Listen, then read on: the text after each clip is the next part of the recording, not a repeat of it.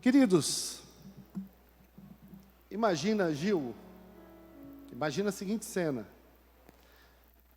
Silvio Santos é um camarada rico ou não? Silvio Santos, dono do SBT? Tem um dinheirinho, né?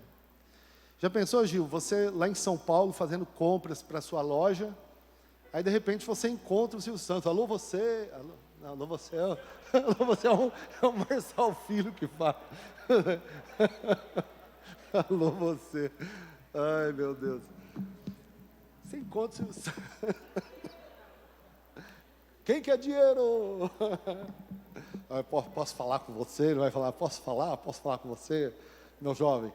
E aí, de repente, o Silvio Santos tira um cheque. Fala, gostei de você, achei você simpático. Quem quer dinheiro? Quer dinheiro? Quer dinheiro? Toma aqui meu cheque. Assina o cheque.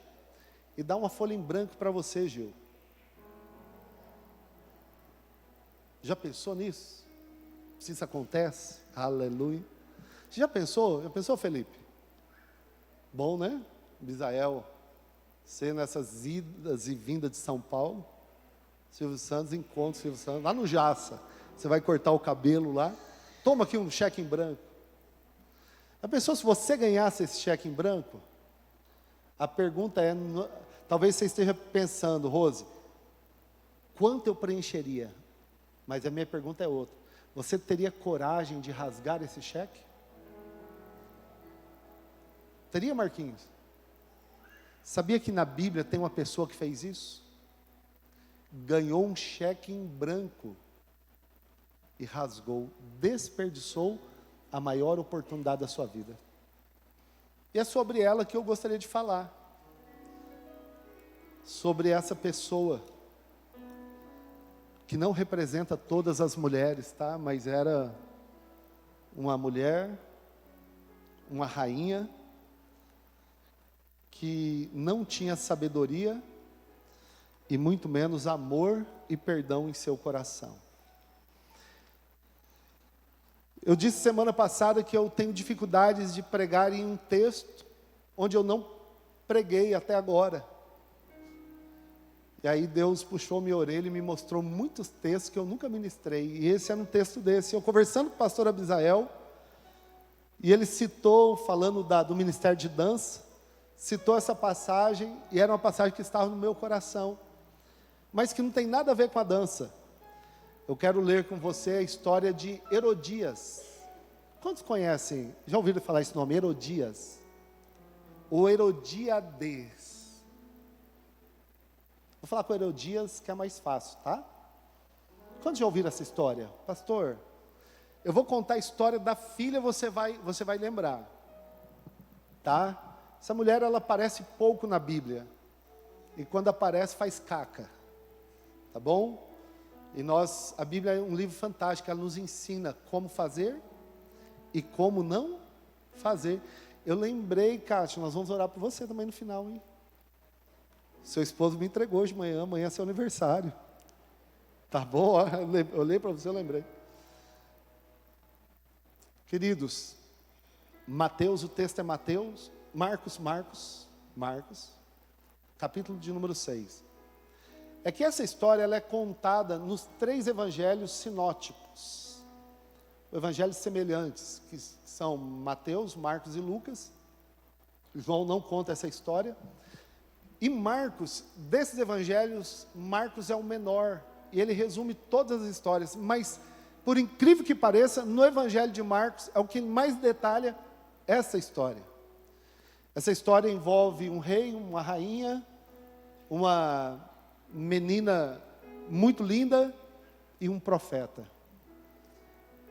O final é triste, mas as lições são boas. Quero compartilhar com você, nos poucos minutos que me restam para terminar este culto. A história, ela se dá mais ou menos assim. É a partir do verso número 14, tá, Melry? Desculpa. Isso chegou aos ouvidos do rei, e isso chegou aos ouvidos do rei Herodes, porque o nome de Jesus havia se tornado conhecido, Jesus já estava famoso. E alguns diziam, ei, sabe quem é esse Jesus? É João Batista, que morreu e reencarnou. Algumas pessoas criam nisso, que o espírito de João Batista havia reencarnado em Jesus. Mas nós sabemos que não era isso. João Batista ressuscitou dentre os mortos, e por isso forças miraculosas operam nele. E Herodes aqui, nesse momento, o outro evangelho diz que Herodes quis conhecer Jesus. Ficou curioso para ter uma experiência com Jesus. Verso de número 15. Outros diziam, não,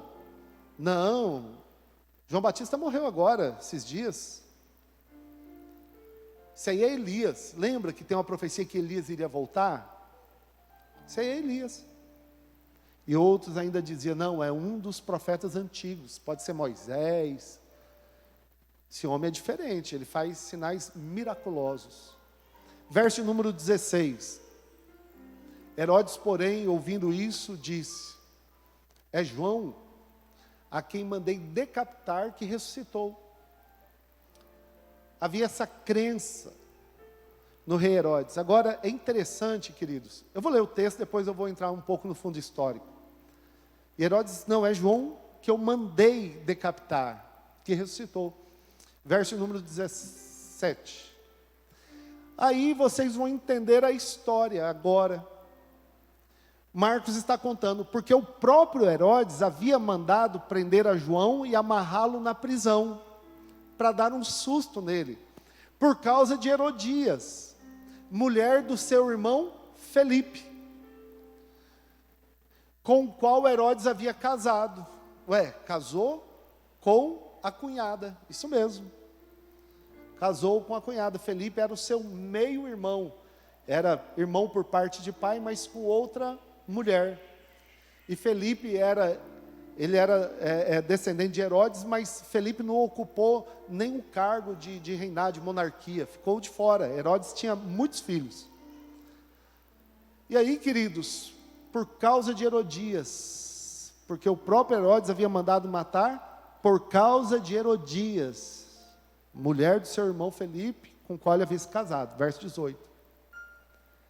Pois João lhe dizia, ei, você não tem o direito de viver com a mulher do seu irmão, isso é adultério, está errado, fornicação, ela já tem dono, já tem marido, já tem uma aliança, está errado, rei.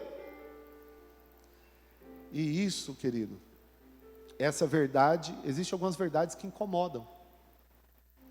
Existem algumas verdades que incomodam muita gente. Verso 19. Herodias amava João. Ela odiava João. Ela odiava João porque João havia inventado muitas calúnias e mentiras da pessoa dela. É isso? Não, ela odiava porque João lhe falou a verdade. Ela odiava João Batista e queria matá-lo. Mas ela não tinha oportunidade, a minha versão diz que ela não podia fazer isso. Ela não tinha como colocar as mãos nele. Mas, queridos, presta atenção, quando se odeia alguém, o diabo dá a oportunidade de se vingar. Guarda isso, seu coração, muito forte, viu, irmãos? Verso número 20. Porque Herodes temia João, sabendo que era um homem justo e santo. Prendeu um homem justo e santo por falar a verdade, irmãos. E o mantinha em segurança. Ele estava preso, mas ele não estava sendo judiado na prisão, não. Ele estava ali preso, mas sendo bem tratado. E quando ouvia, ficava perplexo, embora gostasse de escutá-lo. Olha que forte isso, irmãos. Mantinha em segurança e quando o ouvia, ficava perplexo. Mas lá no fundo, Herodes gostava de ouvir João Batista falar as verdades a respeito do reino de Deus. Verso número 21. 31, chegando uma ocasião favorável em que Herodes, no dia do seu aniversário, eu disse que nós vamos orar pelos aniversariantes, nós fazemos todo domingo. Algumas religiões, não estou falando mal, estou citando, tá? A título de conhecimento. Por exemplo, quem aqui tem parente, testemunho de Jeová, ou já frequentou, sabe que o pessoal do testemunho de Jeová não comemora aniversário por causa desse texto. Porque no dia do aniversário de Herodes, morreu um profeta. Então eles dizem que o aniversário não pode ser comemorado por causa disso. Nem Natal, nada. Tá? Por causa disso, a base é esse texto.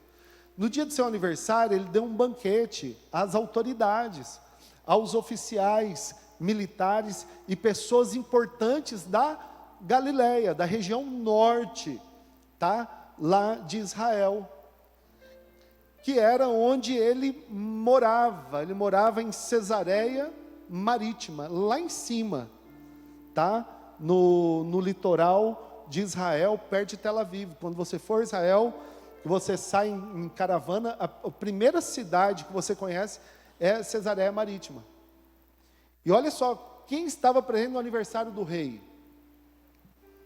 Irmãos, as maiores autoridades da região estavam presentes ali. E aí então, queridos, olha que interessante, Marcos narrando esse texto. Chegando, 22. A filha de Herodias entrou no salão e dançando agradou a Herodes e aos seus convidados. Então o rei já estava um pouco para lá de Bagdá, já tinha tomado todas, estava alegrão, dá um cheque em branco para a menina. Ela dançou, e aquela dança tinha um poder de encantamento, e provavelmente, possivelmente, ela era uma menina muito bonita, com um corpão bonito, que por si mesmo, sem dança, já encanta muitos homens.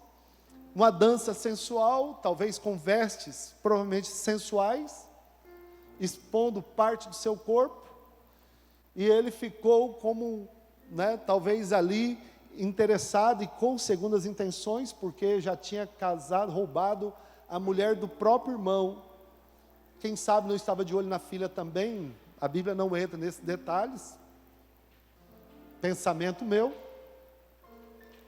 e ele dá um cheque em branco para a menina. Peça o que quiser e eu lhe darei. Peça o que você quiser e eu vou te dar. Se é você o que você pediria. Nós não conhecemos muito, nós não gostamos de falar sobre Herodes. Herodes não era judeu, ele era rei sobre os judeus, mas ele não era um judeu. Nós não gostamos porque ele foi um rei muito mau, mas esse em especial fez muitas coisas. O pai dele, melhor dizendo, fez muitas coisas boas, e esse menino continuou, principalmente na região de Israel. Eu vou mostrar daqui a pouco algumas fotos para vocês, de obras do pai, do Herodes o Grande. Queridos, mas ele fala para a menina, pode pedir o que você quiser, que eu vou te dar. Aí ele coloca um limite para ela entender quanto tinha na poupança, quanto ele tinha guardado no banco. Ele vai dizer, até metade do meu reino. Se você quiser, você pode ser dona de tudo, eu vou te dar. Você não vai ser a rainha, você vai ser a dona. Talvez a mulher mais rica daquela região, perdendo apenas para ali o imperador romano, talvez, que era dono do mundo, de todo mundo na época. Mas pensa, o que você pediria? E aí então, queridos, verso de número 23, assim, este fez o juramento, o que você me pedir eu te darei, mesmo que seja metade do meu reino. Ele fez um juramento. Quem eram os seus convidados? autoridades da região. A palavra do rei era irrevogável. Ele não podia voltar atrás. Então a filha vem toda alegre e corre: mãe, ganhei o meu curso de medicina. Mãe, nós vamos poder comprar um carro zero, mas não é qualquer carro não, aquele carro importado que vale milhões. Mãe, eu vou ter a viagem dos sonhos para Disney. Ela corre até a sua mãe: mãe, nós vamos poder agora desfrutar de todos. Quanto, mãe, que eu peço? Vamos realizar todos os nossos sonhos, mãe.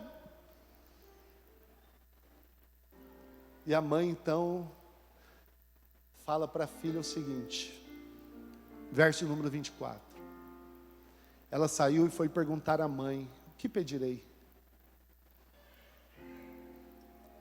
E o ódio, irmãos, encontra uma oportunidade para a vingança. A mágoa e o ressentimento encontram uma oportunidade para a vingança.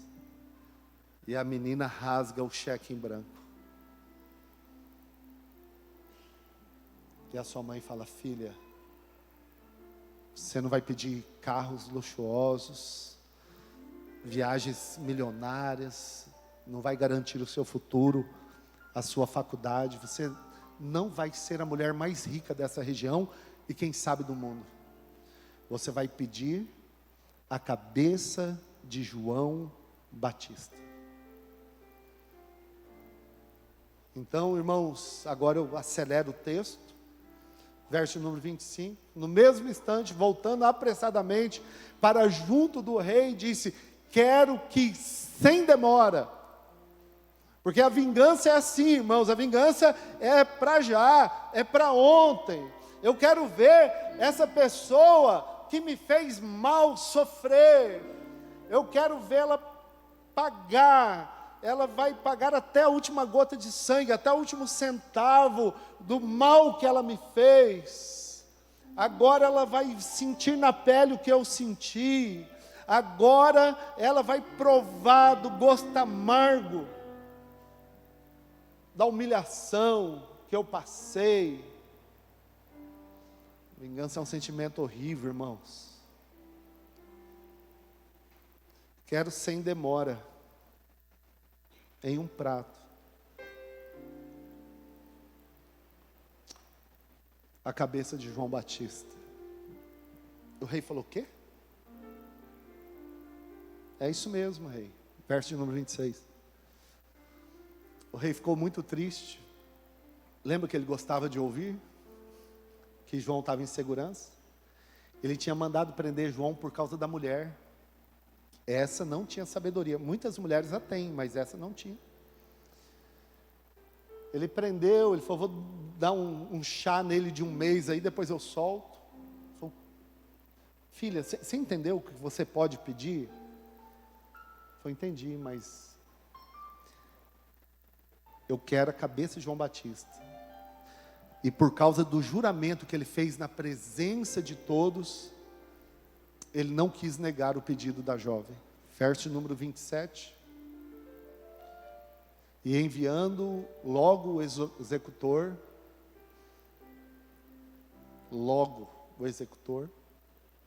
mandou que trouxesse a cabeça de João Batista, e ele foi e o decapitou na prisão. Verso número 28, e nós paramos no 29, tá? Trazendo a cabeça num prato, no ambiente de festa, regado de comida, bebida, de alegria, numa bandeja, irmãos, a cabeça de uma pessoa morta. Você consegue imaginar como terminou essa festa? Você consegue parar para pensar nisso? E ela veio, entregou a jovem. Essa, por sua vez, falou: está aqui, mãe, o seu prêmio, o maior prêmio da sua vida. a maior oportunidade que você teve de ser a mulher mais poderosa dessa região, mais respeitada. Olha o que a vingança te deu. Está satisfeito? Verso número 29. Os discípulos de João logo souberam disso, vieram, levaram o corpo dele e colocaram no túmulo. Vou parar a história por aqui. Rasgando o cheque em branco. A iluminação pode voltar, por favor? Rasgamos o cheque em branco, queridos, quando? Rasgamos o cheque em branco quando nós somos vencidos pelo ódio, pela mágoa, pelo ressentimento. E eu volto a repetir, cuidado com esse princípio. Que princípio, pastor? Quem tem ódio, quem tem desejo de vingança no coração, pode ficar tranquilo que o inimigo vai providenciar uma oportunidade para você decapitar o seu algoz, a pessoa que o maltratou. Pode ficar tranquilo, querido, que nessas idas e vindas da vida, você terá a oportunidade de devolver o mal com o mal. Essa é a lei do ódio. Essa é a lei da vingança, da mágoa, do ressentimento. Pode ficar tranquilo que se a pessoa falou mal de você, você vai ter a oportunidade de falar mal dela, seja na internet, nas redes sociais da vida, seja no ambiente de trabalho, seja onde for. Essa lei, ela é implacável, o inimigo prepara esse momento. Pode ficar tranquilo. Se você deseja vingança, a vingança chega. De uma maneira ou de outra, ela chega. Mas, se você não assistiu nenhum episódio do Chaves, eu quero dizer uma frase dita em um dos seus episódios que marcou a minha vida. Né, Tico? A vingança nunca é plena. Mata a alma e a envenena. A vingança nunca é plena. Mata a alma e a envenena. A prova está aqui. Só que, pastor, e o contrário disso? Ah, queridos, se existe a lei do olho por olho, dente por dente, existe a lei da graça, a lei do perdão. Se você nesta noite falar, não, eu não quero seguir o exemplo de Herodias, eu não quero rasgar esse cheque em branco, das oportunidades da vida que Deus me deu, então pode ficar tranquilo que assim como o inimigo prepara uma maneira de se vingar, o Deus Todo-Poderoso prepara uma maneira de perdoar. Nós que escolhemos o caminho. Nós escolhemos que caminho nós queremos. Se a vingança é um prato que se come frio, o perdão aquece e cura o coração. E faz bem à alma, faz digestão à alma. Diante dessa situação, eu quero fazer um alerta. Essa mulher, a Bíblia diz que ela odeia João Batista. Eu não sei se você já chegou nesse nível de odiar alguém.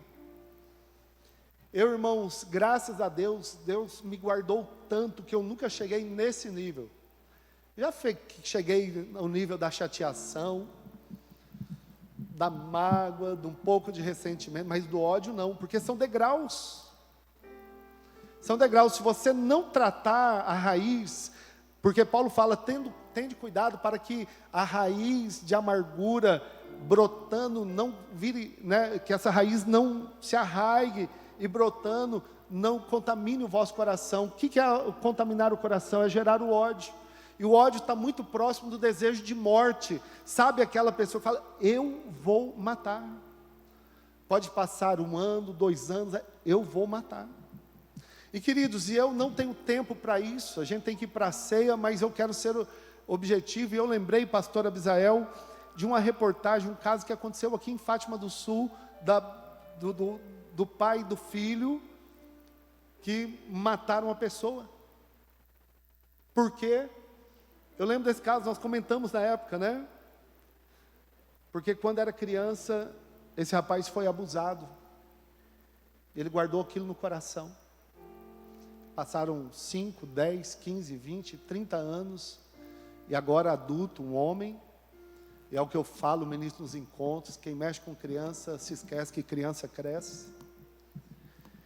E queridos, só que ele não foi à polícia. Ele resolveu fazer justiça com as próprias mãos. E ele falou para o pai falou, ele fez isso com você? Vamos resolver esse assunto. E mataram esse homem. Pai e filho, já faz tempo, foram presos na época, não sei se ainda, acredito que não. Estão mais presos. Mas lembra que eu falei que quem deseja vingança terá a oportunidade de se vingar? Mas as consequências não são boas, tá? Agora, o que me chama a atenção, eu contei o caso de um abuso. Mas a minha pergunta é, qual foi a mentira que João Batista falou? Qual foi a calúnia que João Batista fez? Qual foi a história que ele inventou, que ele colocou no Facebook, no Instagram, nas redes sociais? Qual foi, irmãos? Qual foi o erro do profeta que pregava arrependimento? Então, ei, deixa eu dizer algo para você, queridos. Sabe qual é o pior tipo de mágoa, de ódio, de ressentimento, de amargura da alma? Queridos, nenhum tipo de ódio é bom, nenhum tipo de amargura é boa, nada disso é bom, mas o pior é aquele que a pessoa odeia sem ter razão. Ela estava errada. É como você chegar para o ladrão e falar, oh, você é um ladrão, e ele ficar bravo e te processar por calúnia. Isso é muito comum no nosso país, né? Dicas de passagem. E o cara que é inocente tem que pagar para o ladrão. Pior tipo é quando a pessoa fica magoada por algo que a pessoa que falou a verdade. Por isso que tem aquela frase, né, que a verdade dói, né, irmãos? Verdade machuca. E muitas pessoas não gostam de ouvir a verdade. Eu preciso caminhar, queridos. E a primeira verdade é essa, que o ódio, o ressentimento, quem é vencido por esse sentimento rasga o cheque em branco.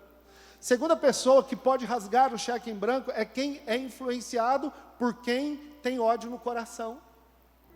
Irmãos, você já ouviu falar da corrente do mal? Não, pastor, está aqui, acabei de apresentar para você.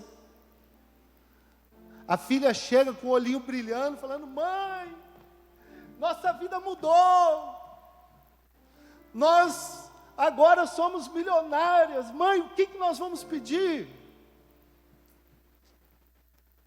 A cabeça de João Batista, filha. Ele humilhou a sua mãe. Ele me caluniou. Eu não amava mais o seu pai.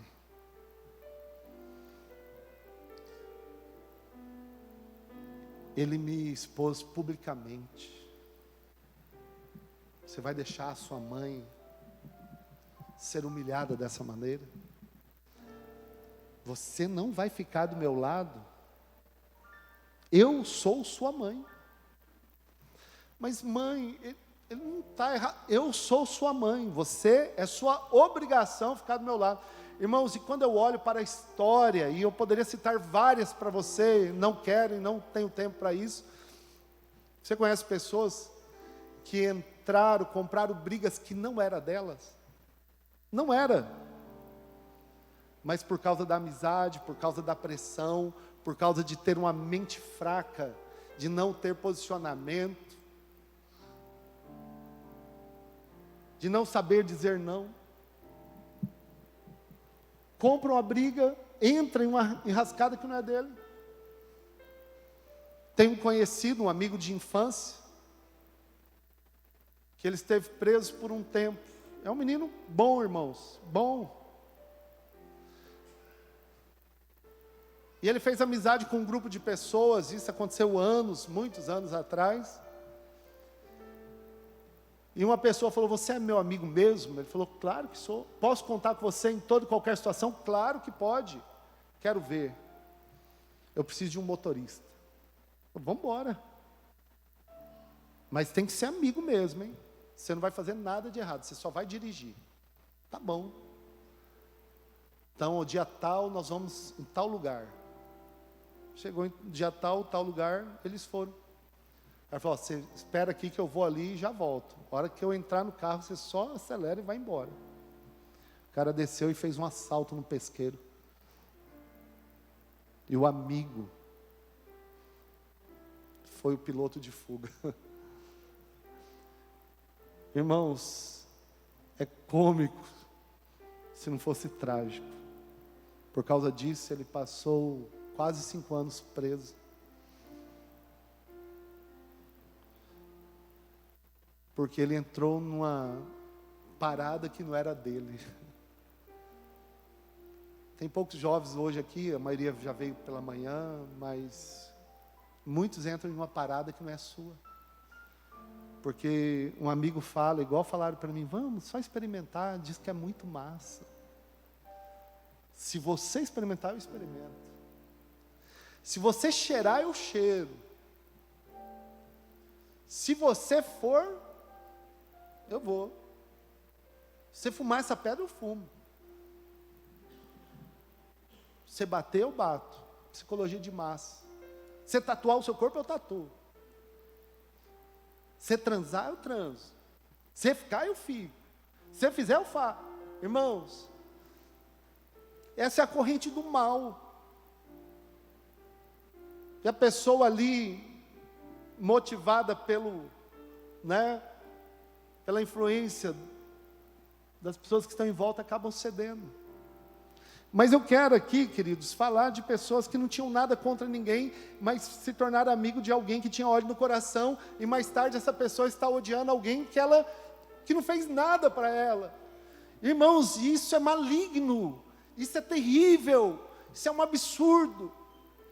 Saia dessa cilada, dessa enrascada. A menina podia ter dito: mãe, eu não vou fazer o que a senhora pediu. Não vou fazer isso. Eu vou garantir o meu futuro. Mas ela foi influenciada por alguém que estava com ódio, com desejo de vingança, mas que estava errada.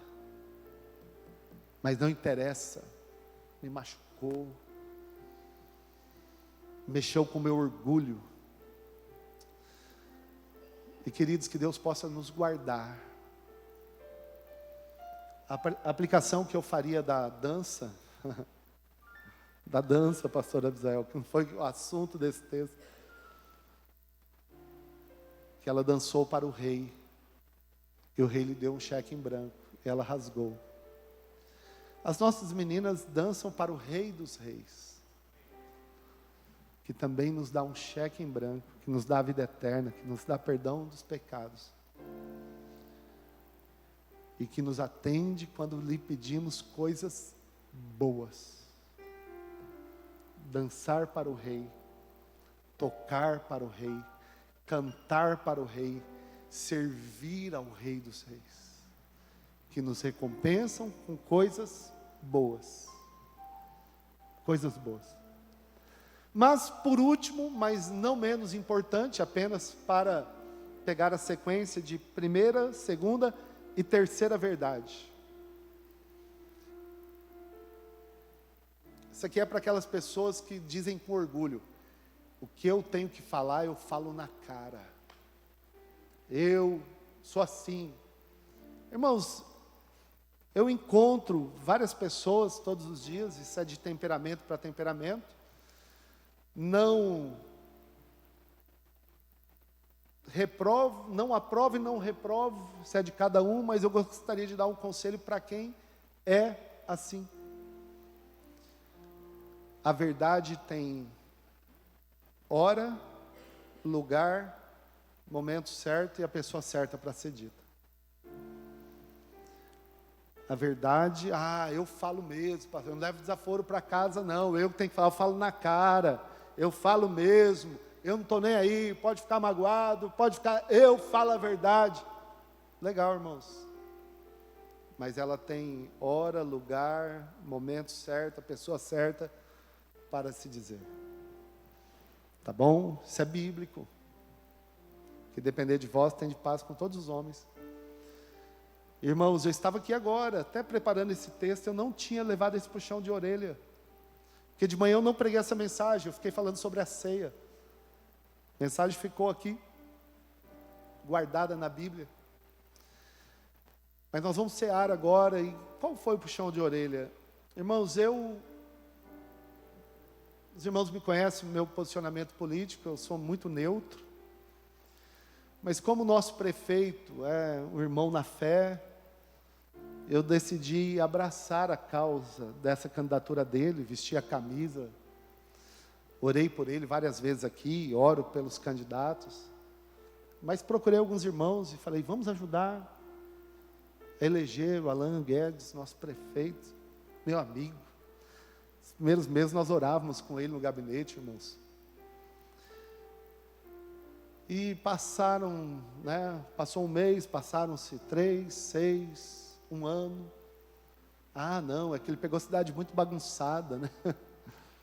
Aí passou mais um pouquinho, outro pouquinho, e a cidade passou por muitas mudanças, muito buraco, muito abandono, muito descaso, greve dos professores. Aí tem algumas enfermeiras aqui, pessoal da saúde, pastor, o que está acontecendo com o nosso prefeito? Está faltando isso, está faltando... E aquilo foi entrando no meu coração, irmãos. Eu comecei a me sentir... Eu nem sei a palavra, sabe? Falei, não, gente. Eu comecei a expor o nosso prefeito para algumas pessoas. E aí, queridos, eu disse no meu coração, o dia que eu tiver a oportunidade, eu vou dizer algumas coisas para ele. Ontem teve a reunião do COMPED, do Conselho de Pastores, mas a do mês passado, o prefeito estava na reunião. E eu estava ali, conversando com alguns pastores. O presidente me chamou e falou, pastor Marcos, faz favor, faça uma oração pelo prefeito.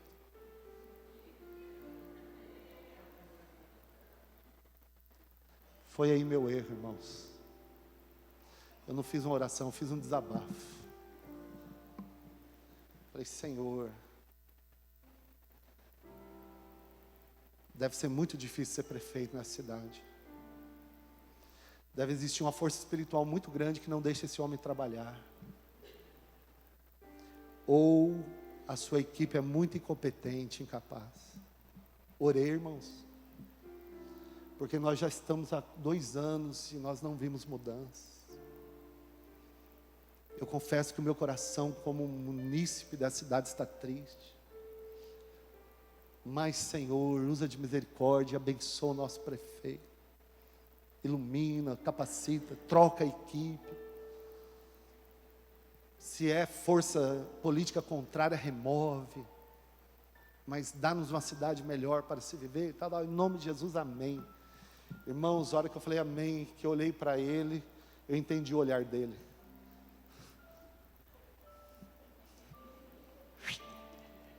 Tragam a cabeça do pastor Marcos na bandeira. E Deus falou comigo, você desonrou o prefeito. Você vai falar de algo que você não fez.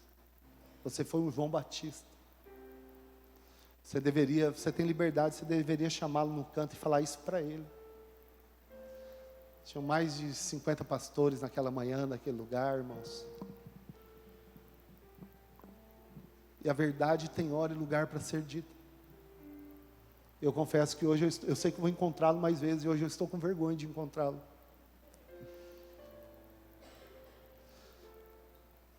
Mas, queridos, eu não acredito que João Batista, eu não acredito que havia chegado a hora dele. Eu acredito que ele antecipou a sua morte. Que ele cometeu suicídio. Porque a mensagem dele era a mensagem do arrependimento e não da acusação. Vocês estão entendendo? E não da acusação. É do arrependimento. É muito forte isso. E não da acusação. A mensagem de João era a mensagem do arrependimento. Arrependei-vos e convertei-vos. E não da acusação. Ele era aquele cara desbocado mesmo. E isso lhe custou a cabeça. Eu acredito que se ele tivesse vivo, irmãos, ia ser um dos discípulos mais poderosos de Jesus. Mas ele escolheu ser um profeta. E antecipou a sua partida. Quero orar com você.